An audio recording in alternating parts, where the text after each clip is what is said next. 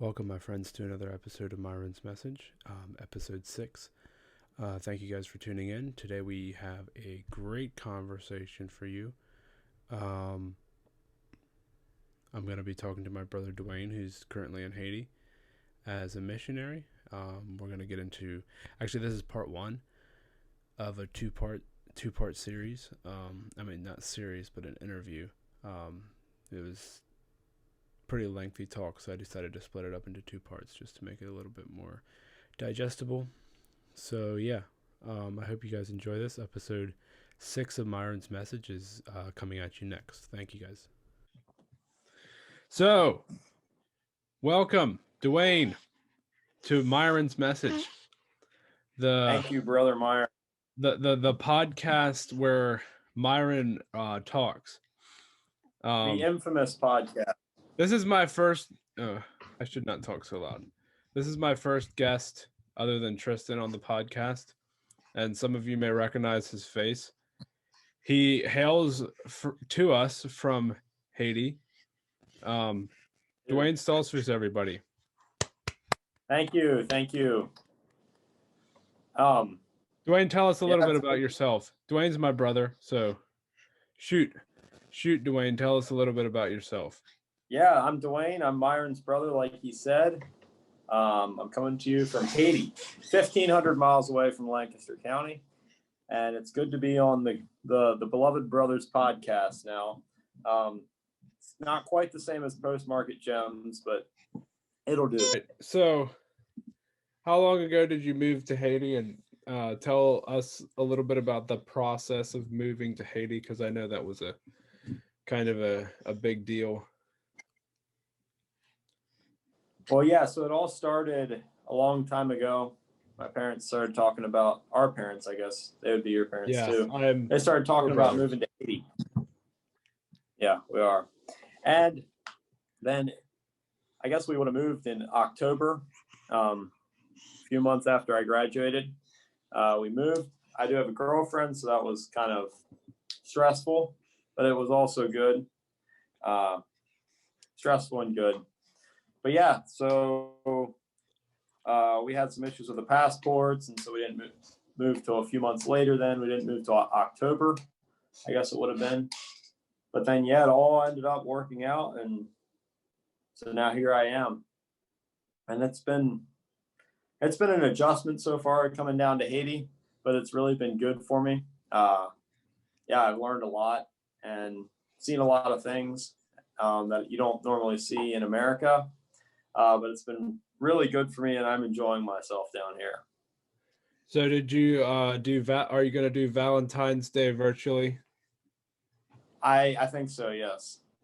I'm not sure how to get her flowers, but maybe I'll just verbalize it. I'll say flowers. What are your thoughts on Valentine's Day, like the just the holiday in general? Well, shouldn't it be Valentine's Day every day, Myron? Amen. Is that what you wanted me to say? For me, it's like we have Thanksgiving, but we don't have to really do anything crazy for Thanksgiving. But then Christmas, you have to get gifts and you have to do this, and my birthday is right before Christmas, and then Christmas happens, and then New Year's happens, and then Twyla's birthday is February 1st, and then Valentine's Day is February 14th. So it's like just a lot in the winter months. Yeah. A lot of. I'm kind of anything for Valentine's Day. Not really. I guess different people are different. Yep. That's exactly right. All right. What were we talking about? Haiti. So give me a couple ways maybe how Haiti is different than like living in Haiti is different than obviously it's really different, but just give me a couple examples of how it's different than living in United States or Canada. Shout out to my Canadian listeners. Yes. Yeah, it's different in just a multitude of ways.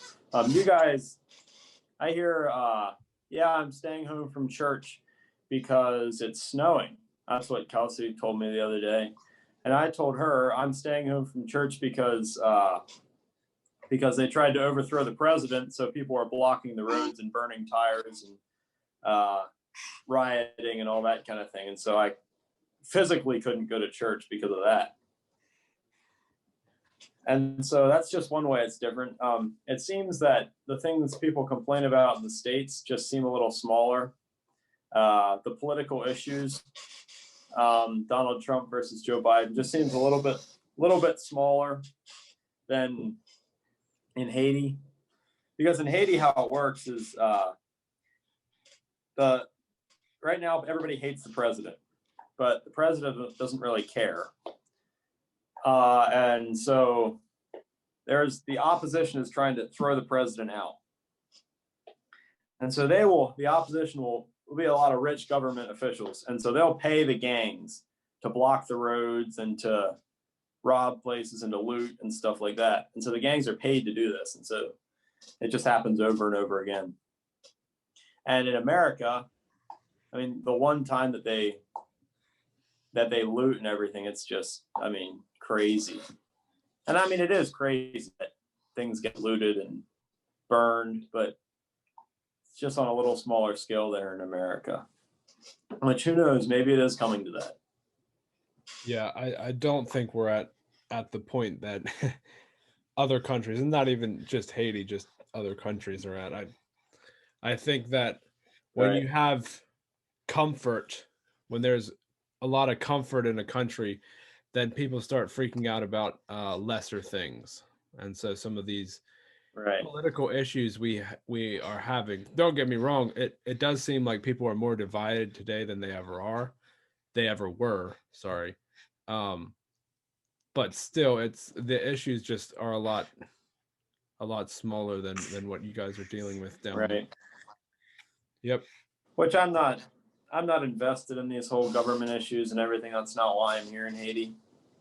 And so, I mean, it's not a big deal to me. Sometimes it's annoying that, you know, you can't go somewhere because the road's blocked right out here. Or it's a little freaky when you hear gunshots around you and stuff, but I'm not invested in the political issues of Haiti.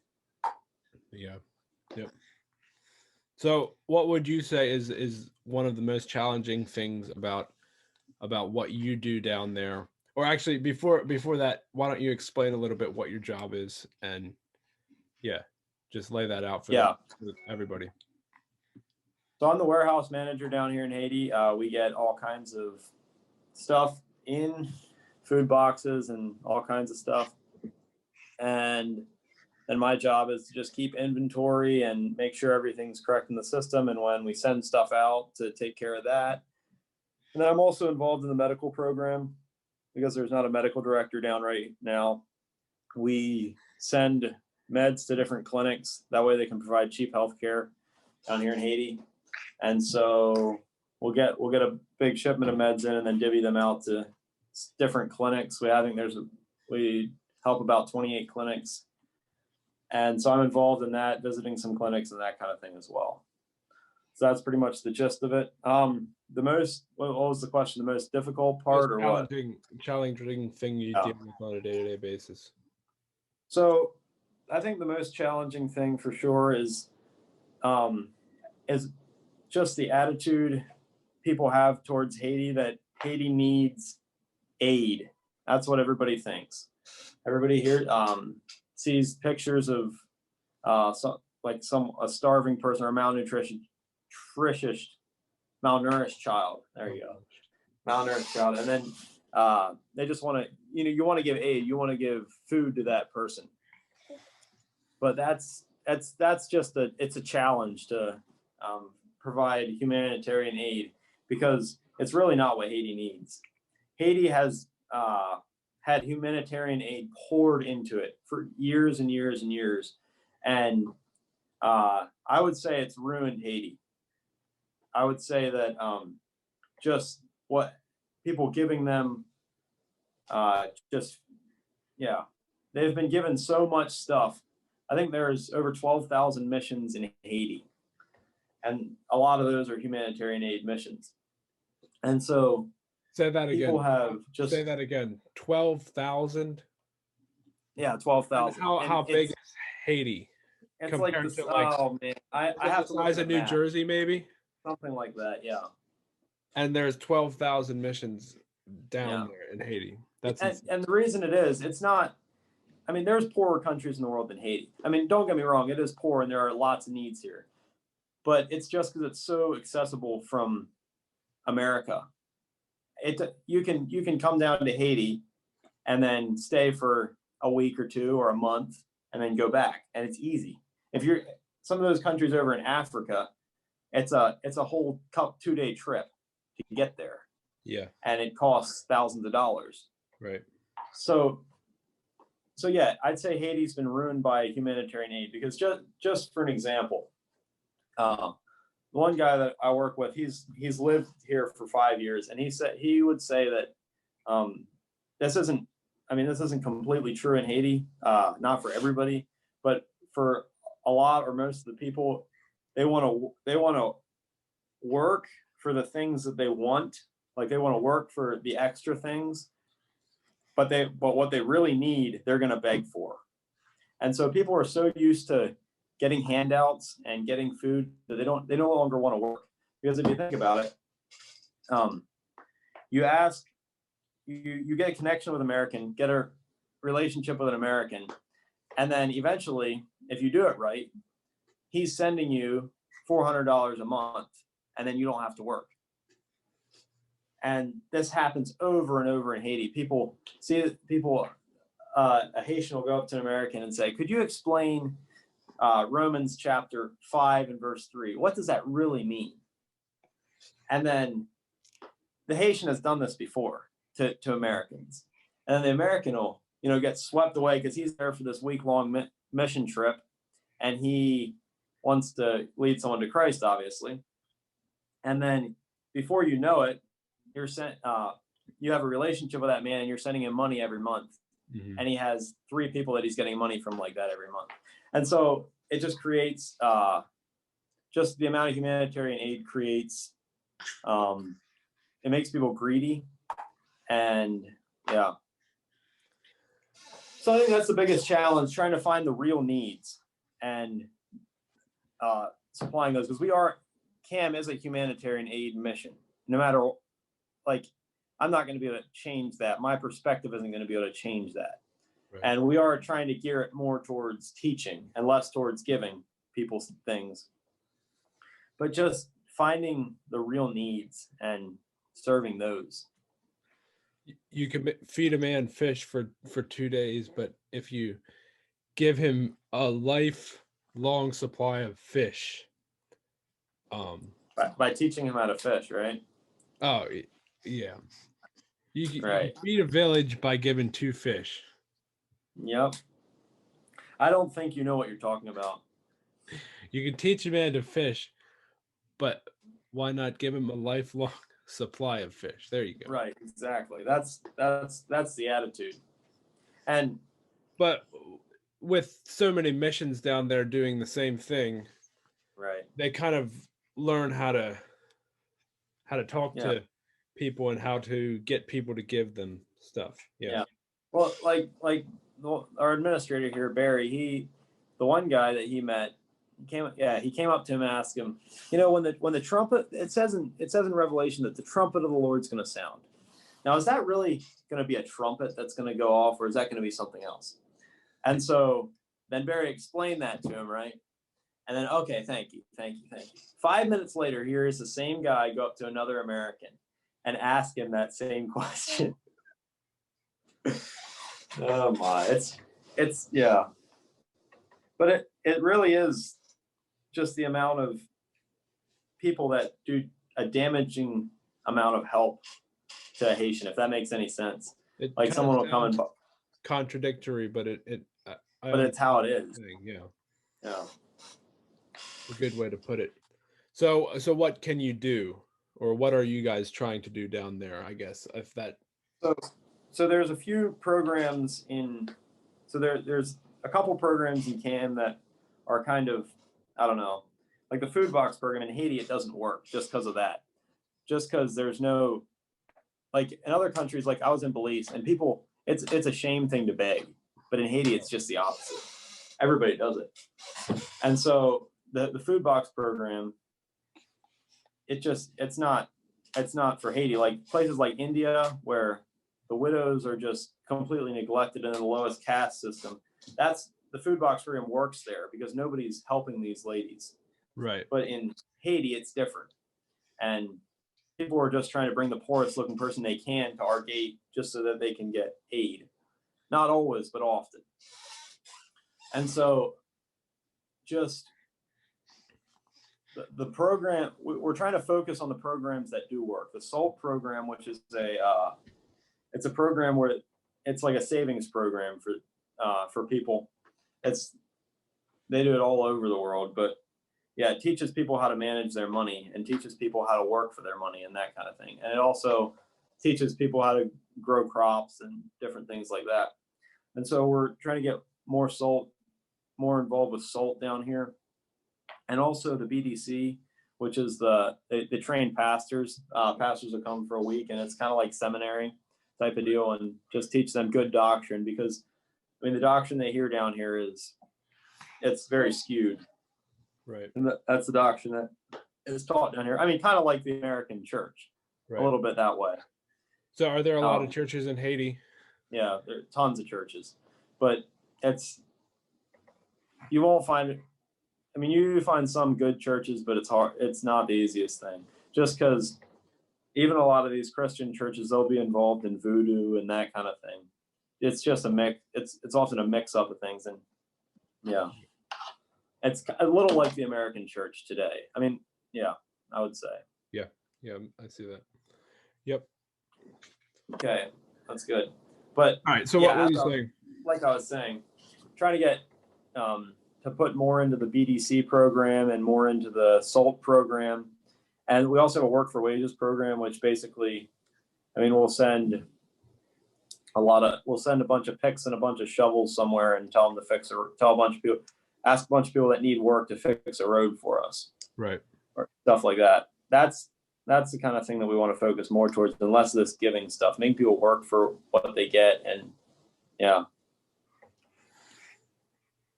So, what is the most alarming, or maybe not alarming, but the thing that you witnessed down there that made you realize that it's just a different place, or what is the most alarming thing I saw? Yeah, sure. Yeah. If you want to word the question that way. So the most alarming thing I saw one day, this might be a little graphic for some minds. What would you say your age? Hide your wife, hide your kids. What would you say your age range on this podcast is? 7 to 15? 17 to 24. Okay. All right. Yeah. So I guess they can maybe handle it. Maybe if you're under 18, close your ears.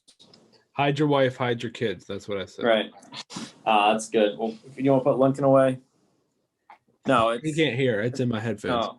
Yeah, the one time we were driving north and came across a little bit of a commotion along the side of the road, and it was a lot of people mobbing one person. And so I think what had happened is that someone robbed someone else, and then they got chased down and beaten to death. And so we kind of saw that happening. That was a little alarming, and that was 3 weeks in, I think. Took me a little bit to get over that one. Yeah, I'm sure. It's not every day you see someone die. Right. I think that would have been the first time I saw someone get killed. Yeah. But it's Haiti. I mean, you're going to see some alarming things. Just last week, my dad and 2 other guys were out driving, and all of a sudden there was a bunch of guns around them, and yeah, they got robbed. Dad lost his phone, and they lost a few $100 and stuff like that. But yeah, so what had happened there is they were on back roads, and that was when the roads were blocked and stuff. So the main roads, the gangs were on the main roads blocking them, burning tires and that kind of thing. And so this gang had got chased off the road by the cops just then, while they were driving back there. And then so they were back in that village hiding from the cops because the cops had just chased them off. And then my dad came back, and about 5 minutes later, after they came back, that same gang went back onto the road to try to retake their spot. And we just heard, gunfire for probably 10 minutes or 5 minutes or so then, or 10 minutes. So yeah, there's crazy stuff happening down here, but I've been safe for the most part. Yeah. Yep. Yeah, so, it's different things than you see in America, sure. Yeah, I saw a horse get killed the one night. That was about the most crazy thing I saw around here. Murdered. I killed the horse with my car. I hit it. I didn't try it. Oh, yeah, I remember that. But yeah, that was pretty crazy, but nothing like what you're describing. So yeah. So how can people around here or back home or back in America or not in Haiti, how can they help?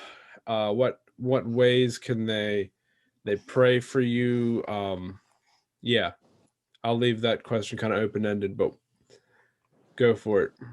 Yeah, I'd say, yeah, prayer is a big thing. So we have meetings with the gangs here in Titayan every week, where we preach to them and different things. And yeah, that just pray for us in that. I mean, and about you talk about the gangs. Do the gangs kind of control the city more or less, or? Yeah, I'd say so. So if you can win the gangs over, you could change the course of life in the city, or? Right. Yeah, I'd say so, because they have a lot of control, or not. We're not too close to the city, so we don't deal with the gangs in the city as much, but just the small towns surrounding here. Right. Yeah, they have a lot of power and a lot of influence in the towns and stuff, I'd say. But yeah, so we're working with them, and yeah, just every Friday we go and preach to them, and so that's really good. But just pray that the Lord could convict them, and they've been taught or they've heard a skewed version of the gospel. And so just from other missionaries who I would say didn't do it right, not that we're doing everything right, but just, yeah. Preaching a skewed version of the gospel, preaching that all you need to do is say I want to be saved, and you don't need to live right or anything. And so they believe that, and they believe that they're good, right? And so just pray for conviction in their lives, and yeah, there could be a change there. That's one thing that, yeah, would be big. Yeah. And outside of prayer, obviously that's a big one, but that's also can be kind of a cop out, or we just prayed for you, or we keep you in your prayers, and then we kind of we say our prayers and then we kind of forget, or it kind of leaves our mind. How are other ways people can help, as far as giving money, as far as that kind of stuff? Yeah, well, you can always give money to Cam. I'm not going to sit here and say Cam needs all your money. I'd say I think Cam is doing very good work, but it's huge. It's a huge organization. There's a lot of money that goes through Cam right already. I think there are better places to send it if you want to be more personal. I was talking. This is funny that you bring this up. I was talking to CJ Lapp today.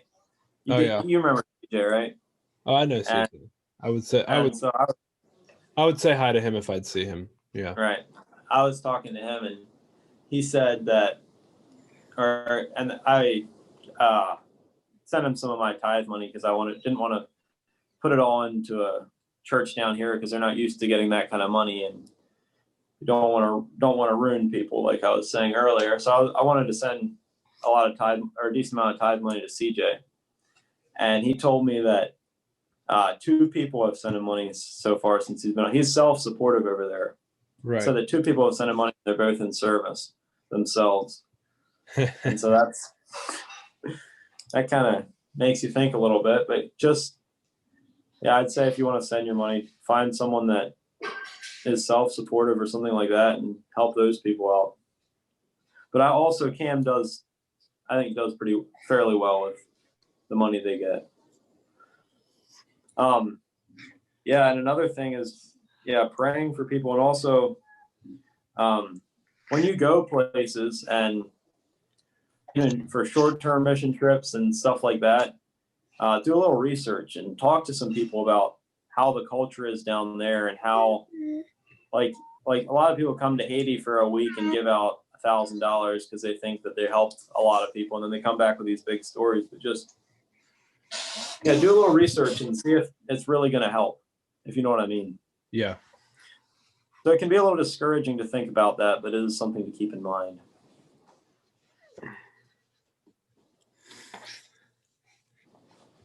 Yeah, that's all I have on that subject, I think. What about like masks? Should we send a bunch of masks down there, or food? We get enough masks down here. Coronavirus is going through Haiti now, though. When I first got here, it wasn't. But I think everybody on the compound here has had it, and decent amount of the Haitians I know have had it. COVID and Haiti.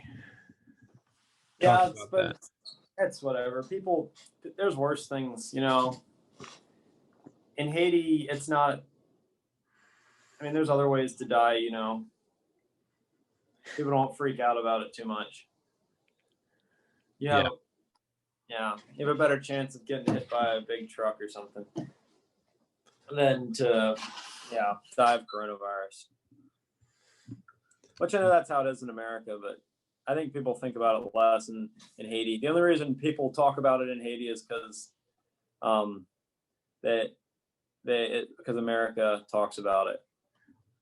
Well, and I think it goes back to what I said before about like there are problems in America, but I think when people are comfortable, they almost want to have problems. Yeah. Like, I don't know. I don't know if this is a good thing to say, but like even with like persecution, like people are like, oh, we're getting persecuted because of like these really roundabout, like somebody didn't like that we didn't bake a cake for a gay person, and like that's like the biggest form of persecution we're dealing with here. And whatever, that is kind of infringing on our rights or whatever, but still, I mean, people are dying around the world, in countries in China and North Korea and countries like that. Like you're not allowed to be a Christian. You're not allowed. Yep. And we have so much freedom here in America as Christians that I feel like sometimes we just want to have, we kind of want to have persecution. Now I know we were talking about COVID, but I think it goes back to like when you don't have that many problems, you make a big problem out of small things. But COVID is a big thing, and it is we need to be protect the vulnerable, definitely. Yeah, and we're not gonna talk about COVID because I'm not a supporter talking about COVID, so it's like every conversation I get into, it ends up we talk about COVID. I try not to get in too many of those. It is a good escape from that being down here, I would say. I mean, there's still some. But yeah. What are you drinking? Yerba. Yerba. I get it at Grocery Outlet. What is it? It's herbs, carbonated water, and stevia. Oh, okay.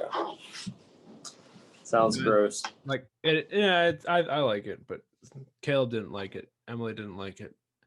Twyla didn't like it. So maybe I'm just weird. I don't know. Yeah, you probably are. Yeah. You're probably turning into a rich white person because apparently rich white people drink sparkling water. When I shopped Instacart, I mean, I deliver to these huge houses, like people living the American dream or so it seemed. every single one of them got Wegmans sparkling water or that bubbly stuff. And then, like, if you're poor, you get like LaCroix at grocery outlet, like my sister does. But no, I get it. I just buy this stuff at grocery outlet. It's mad cheap, so and it's better than drinking soda. Anyway, so what is so on the podcast we do we say stuff we like, you know. So like last week, my thing I like was the White Horse Luncheonette. So this week I can say that V8 has sparkling water that's strawberry kiwi flavor that is really amazing, and I get it at grocery outlet too. It's also cheap, and so that's what I'm liking this week. Strawberry kiwi V8 stuff. I don't know, energy stuff. It doesn't really give me energy, but it just tastes good. And it's as far as the ingredients on the back, like it really doesn't look like it's that bad for you. Anyway, all right. If you have something you're into, then go for it. If not, I know I didn't tell you about it. I forgot. Yeah, it's got to be mangoes. Oh man, go to the market and buy some mangoes and eat them every morning. Eat a mango. Oh, nothing like a good mango. We have a mango. Especially if they cross the ocean in a boat and then come all the way up here, and yeah. Right. And in order to do that, they have to pick them when they're like, I mean, this small, you know, in order for them to be okay for a good 3 months until they get across. Maybe I'm wrong on that. I don't know a whole lot about exporting fruits. Yeah, but I don't think they grow after you take them off the tree. They can get ripe or more ripe or less ripe, but I don't think they grow, Duane. Okay. All right. So you learn something new every day, right? So we have a tree down here that's getting some nice mangoes. Going to produce fruit pretty soon. Mangoes or mangoes? Okay. It's mangoes in English. In Haitian Creole, it's mango. So let's say mango. No, that's in Creole. I'm talking English right now. I can talk Creole if you want me to. So if a Haitian is talking English, they'll say mango, but if they're talking Creole, they'll say mongo. I don't know. I never heard a Haitian say. Well, they always say it in Creole. Oh. Okay. No matter if they're talking English or not. Okay. Do you understand? Yeah, I get it. So how does Dad? They always say the word mango in Creole, no matter what language they're talking about. Up till then. How does Dad say it? He says mango, but he's a wannabe. Okay. I'd say. I love. Let's say mango. I don't really care. So we also planted 3 new mango trees down here, and I also have a garden. Did you know I have a garden? I'm turning into a farmer. Working on that green thumb of yours. I am. That's super getting there. Yeah. Banana plants and watermelons. I've eaten some nice watermelons out of my garden so far. Yeah. Watermelons are great. Watermelons, yes. Watermelon. Oh yeah, what was I gonna say? Yeah, so mangoes are that's definitely my thing right now. Mangoes, a good old mango. Well, what about the coffee down there? I've heard things about the coffee. Dad talks about the coffee. Do you like the coffee down there? It's coffee. Okay. Sure.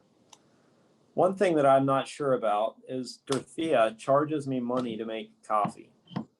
I'm all for that. It's a free market, baby. It is a free market. Free market. But I don't know.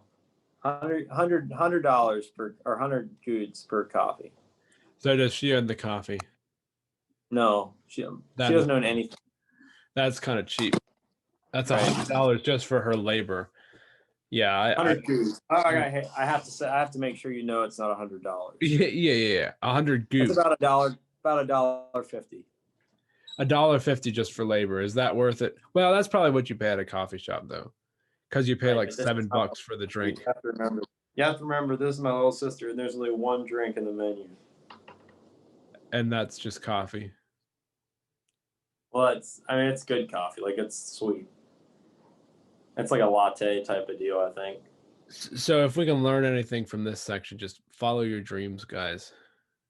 Never say no to a good cup Never, of coffee. no, never give anybody anything for free, even if it's your brother just wanting coffee in the morning. Don't look at horse. Always charge them something. Don't look at horses' gifts. Don't look at Right. the horse of a gift. The front foot of a horse. Don't check its hooves. No, don't look Right. a gift horse in Clip the its mouth. nails. Is Yeah. it funny that I mess up Because it these might bite you. common sayings? I'm used to it. I just ignore the rambling and wait till the end. I have my sensor ready till you say the right thing. Us Yeah, it's good. Stoltzfus boys have this weird thing where we do something that's just stupid, and we think that that's funny.